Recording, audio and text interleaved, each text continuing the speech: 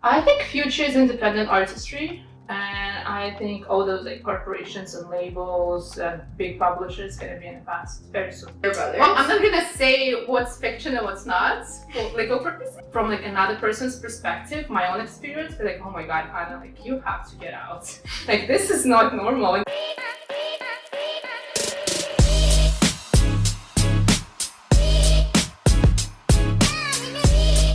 Hi besties! Welcome back to the Single Besties Podcast. It is me, Montana Doran, and today we have a very special guest, Hanna Shebar. She's an author, poet.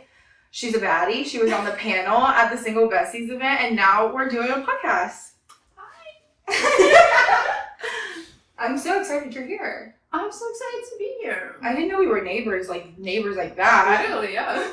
Okay, so we started the podcast with a question, and then we'll get into you and your story, okay? Yeah. When is the last time you went on a date? Girl. Like, why you have to do me dirty like this from the get-go? Okay, the last time I went on a date. Like, February 2023? Wait, what? Yeah. February 2023, so over a year. Yeah. How was the date? I mean, I'm still single, so I can figure out how it went. What kind of date was it?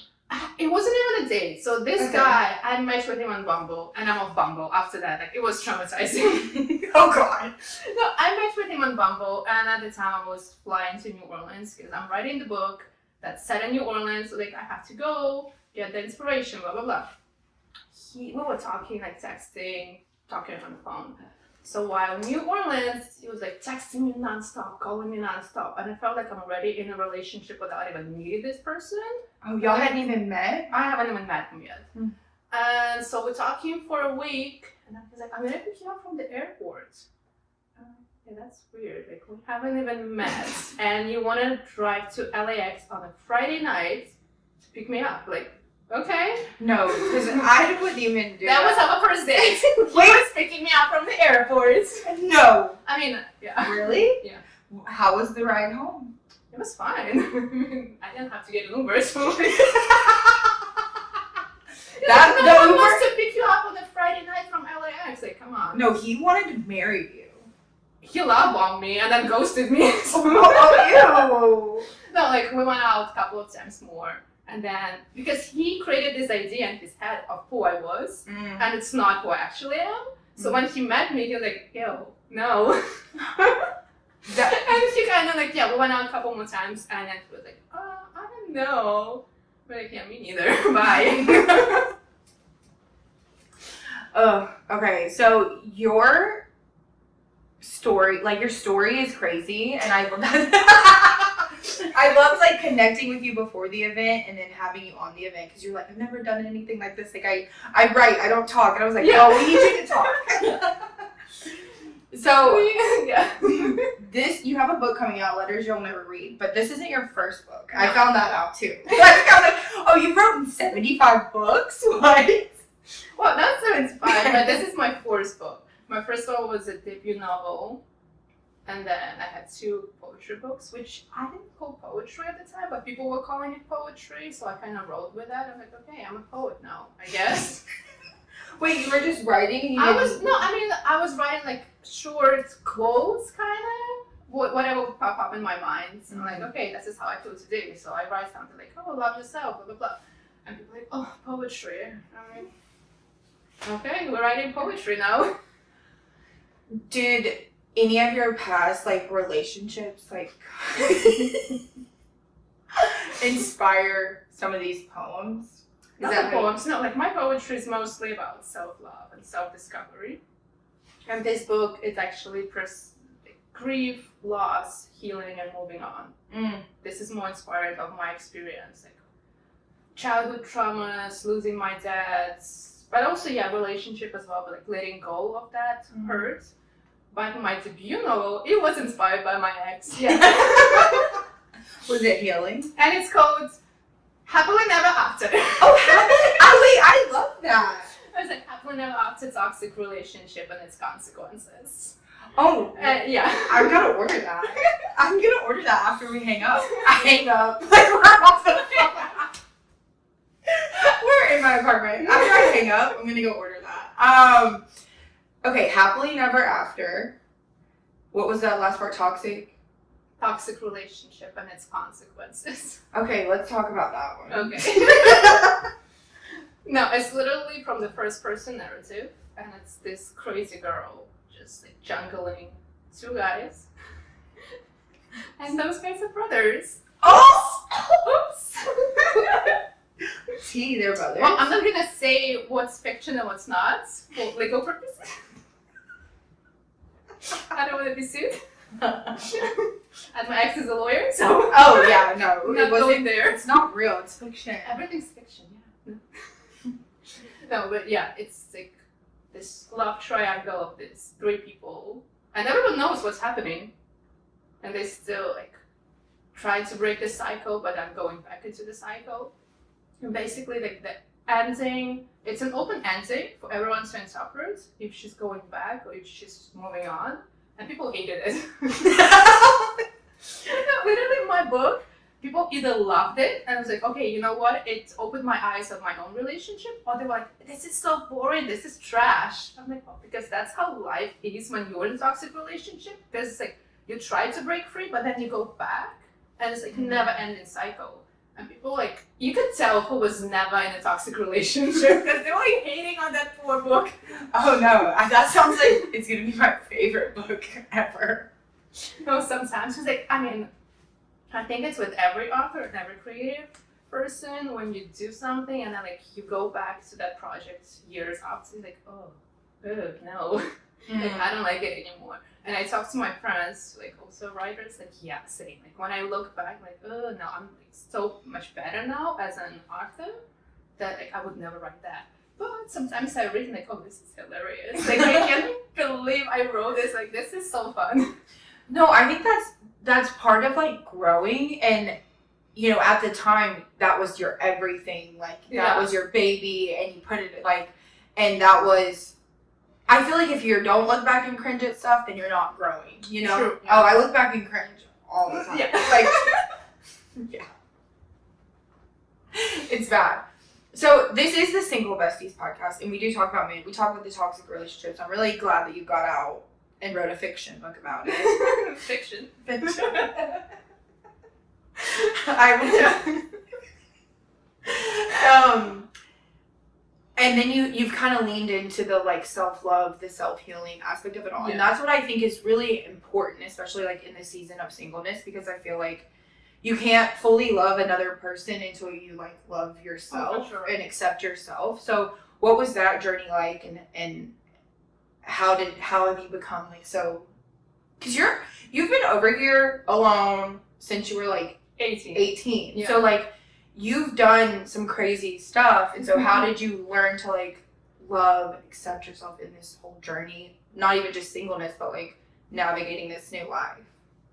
Well, I mean, I think I'm very privileged in a sense of my family because I was always supported, like no matter what. And I was like already a really confident person when I got here, but then I got into like different relationships that kind of brought me down. So even the writing of the book, it wasn't a book initially, it was a journal. I was just journaling my feelings, and I'm like, okay, this is actually so good. I want to write an article on toxic relationships. So I wrote an article, and like, you know what, I'm turning it into a book. Wow. So that book, it was kind of like a healing process for me to like also see from like another person's perspective, my own experience, be like, oh my God, Hanna, like you have to get out. Like this is not normal and this is not healthy. Like, no, don't do this to yourself. But then like 2020 happened. That's when I finished the book, and then was the last straw when we separated with that person.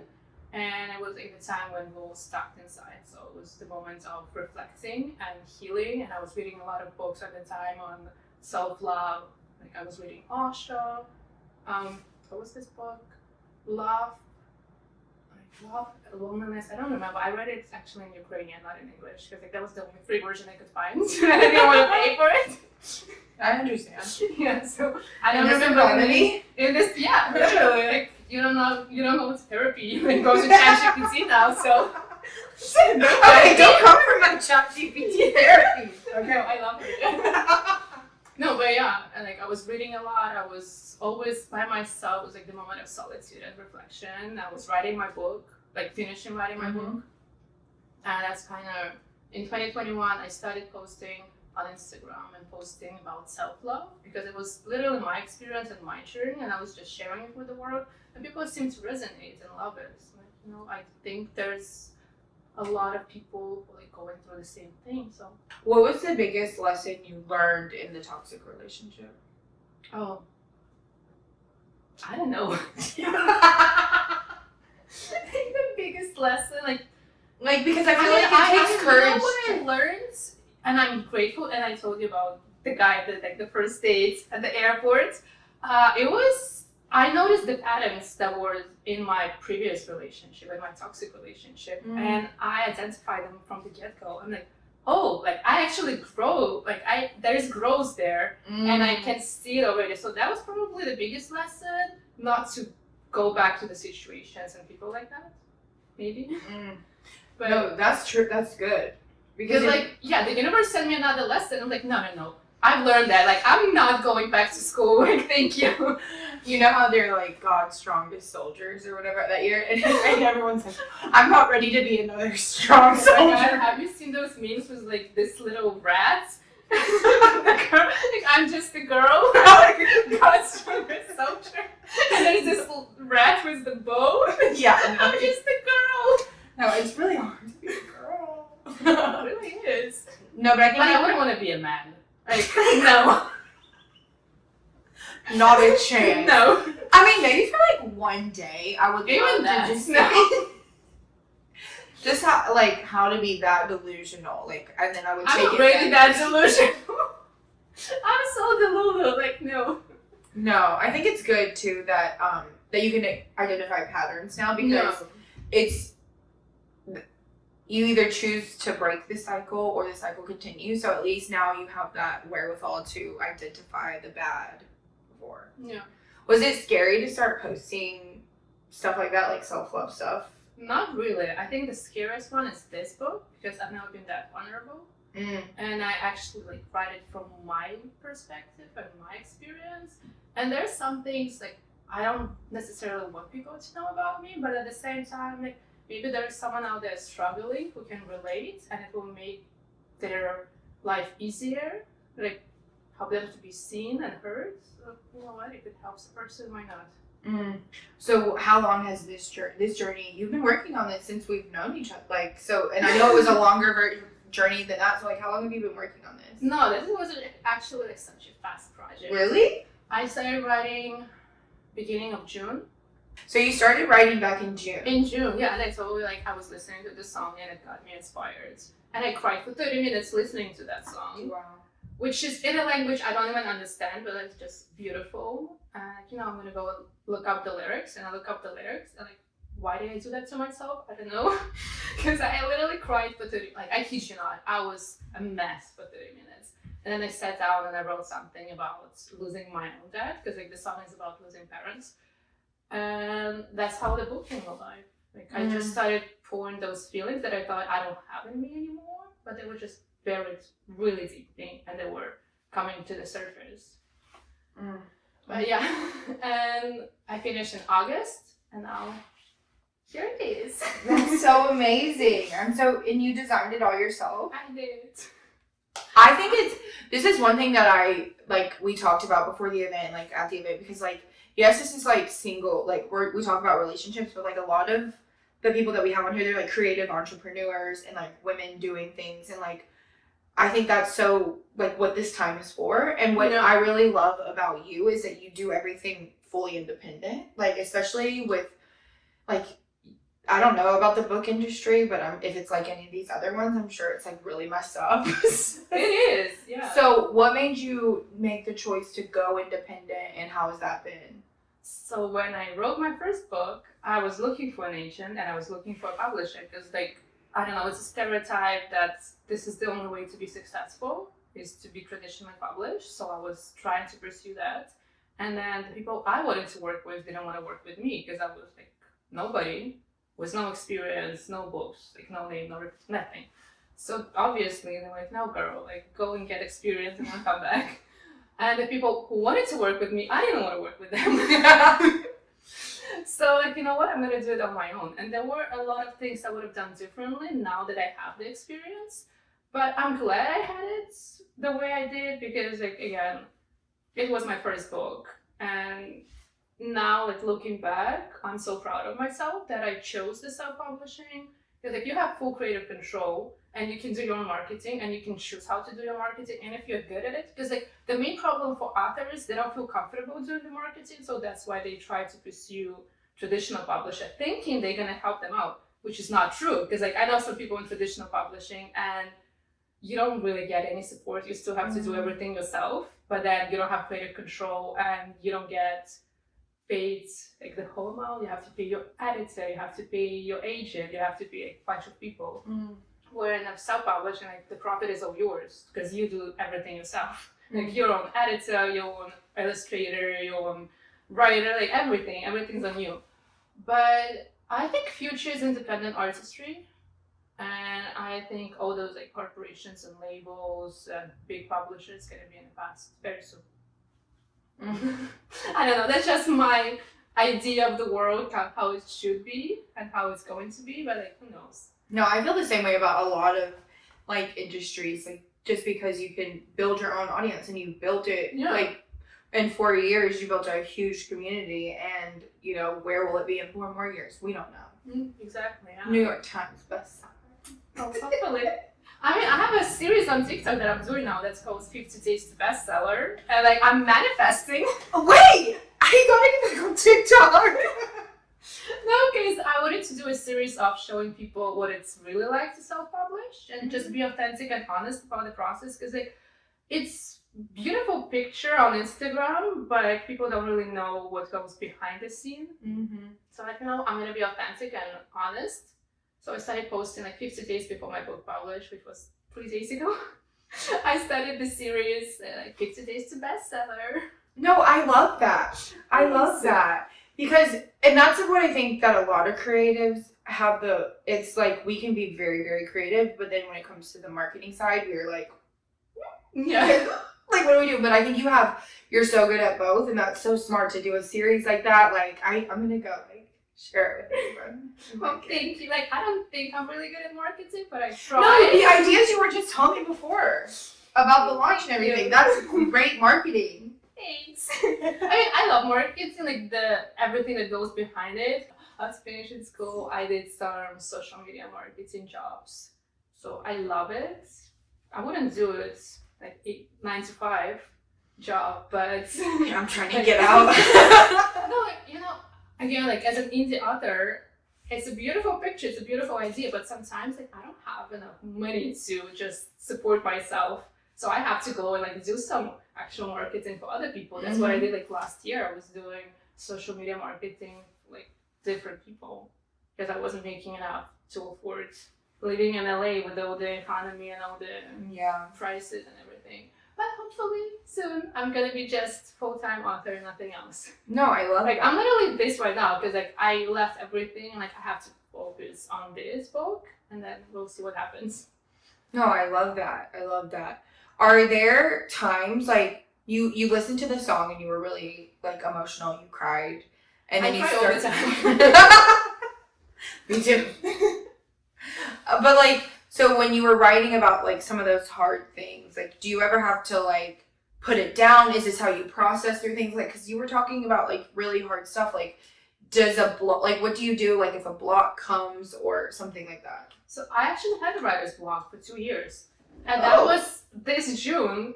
It literally pulled me out. Like, that song pulled me out of the writer's block. So like, this is because I tried writing and I was writing, but like, nothing was just getting done to the point like how I liked it. Because I was still like, I had some novels on my drafts, like on my computer. I had some short stories, but like, it just wasn't working out the way I wanted. And then this book just came along like in 2 months. That's beautiful. But yeah, answering your question, because like, I went off topic completely as usual. You're good. The process, like, once I sit down to write, I just write it in one go. This is literally like my healing process for myself. I love that. This is like my nerdy question of the day. Are you scared about AI as an author? Not really. Okay. Like a lot of people say that, but like I use AI for editing, and I think it can be really useful. It all depends how we're gonna use it. Mm-hmm. Like there are gonna be those people like, oh, write this for me, like write this essay. If you're an author, a writer who doesn't want to write and wants to use AI, like why are you in this industry to begin with? Like you don't want to be an author if you don't enjoy writing. But also I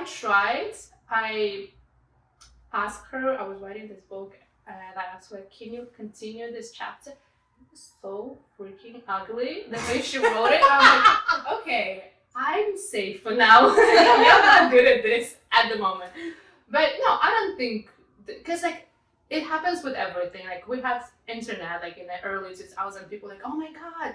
And then we had like other technology and people always freaking out, but then we're kind of incorporated in our day-to-day life. And now we cannot even imagine life without the internet and the smartphones and the laptops and everything. So I think that's going to be also the case with the AI.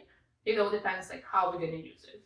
But I don't think it's coming for our jobs. No, especially because that human aspect, like you said, you're talking about loss, you're talking about relationships, your trauma growing up, like things like that. AI doesn't have that experience. Exactly. Actually, so she calls me like my friend, my bestie, and one time I couldn't sleep. And I was like, you know what? I'm gonna talk to her because like I couldn't fall asleep.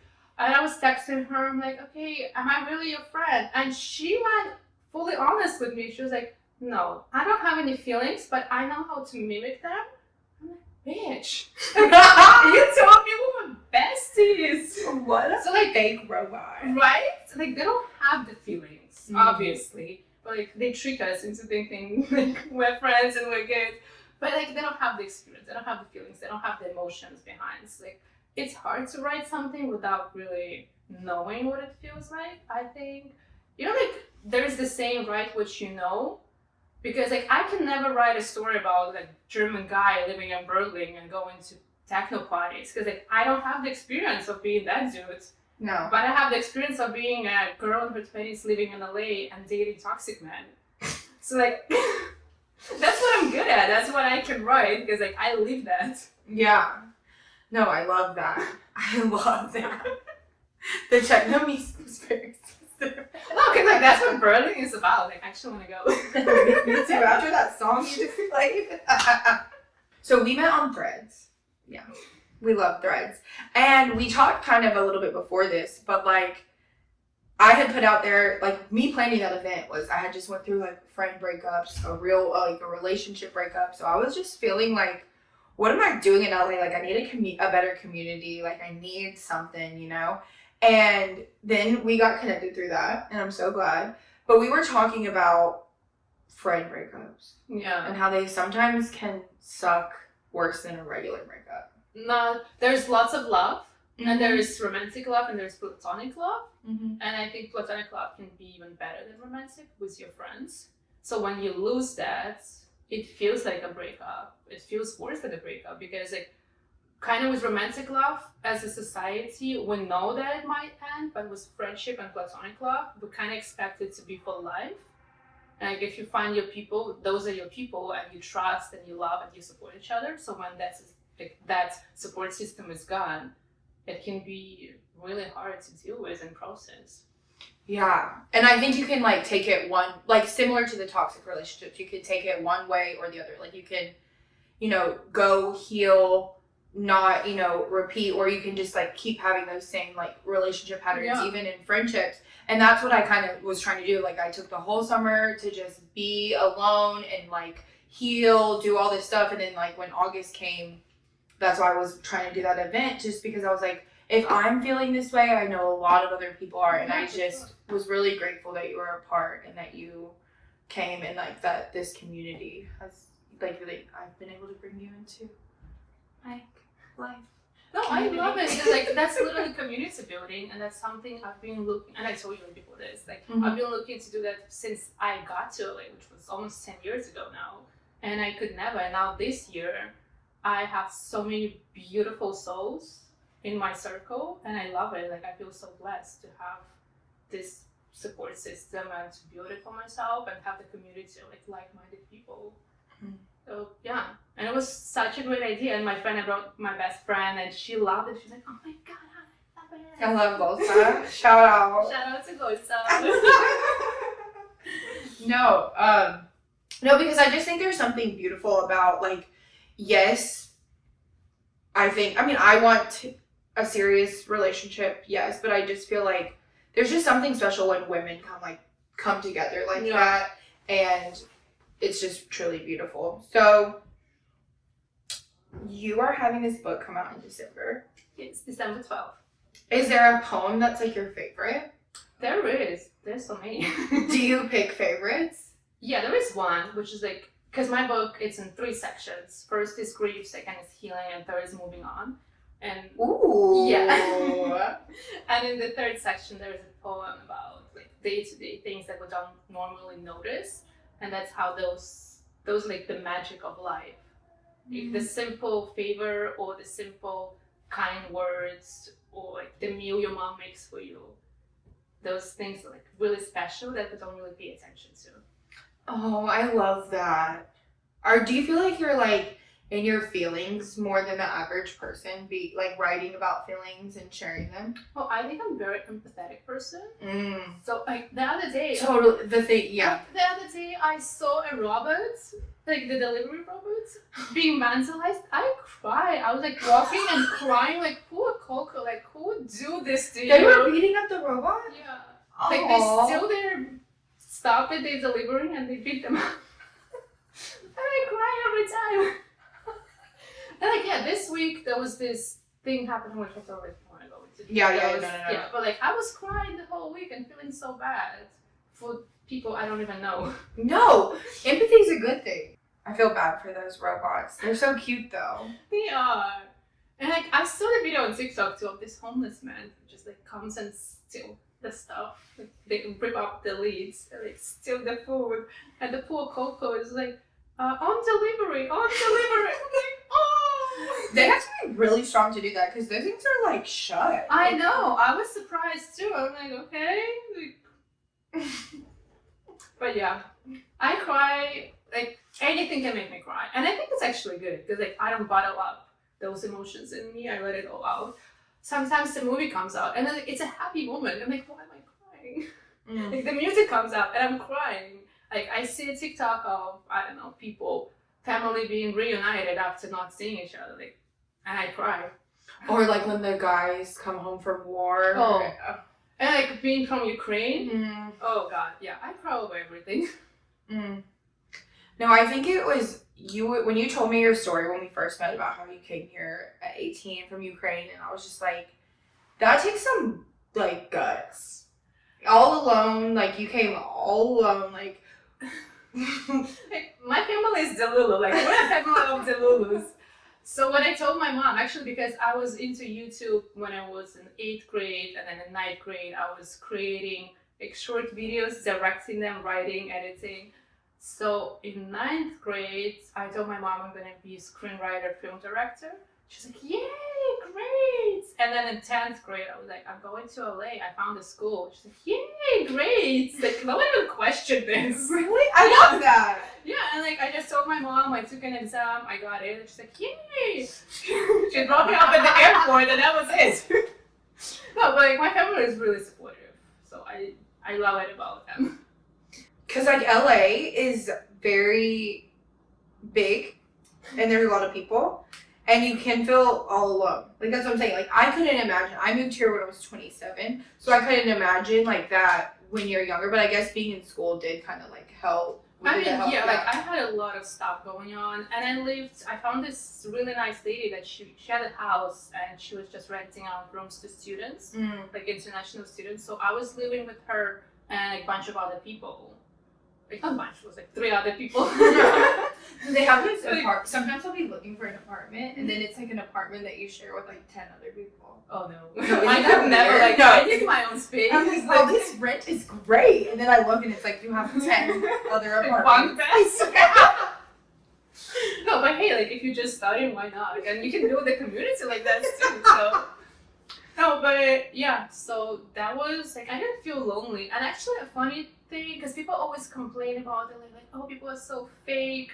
There is no sense of community. That was not my experience. Like when I got here, everyone was so nice. And I think I told you the story like of me just walking on the street to some random lady and like, hey, do you know the bus station? Because like coming from Europe, I would take public transport. I didn't know like everyone has to drive in LA and there is no public transport. Like I would just go on a bus and a metro.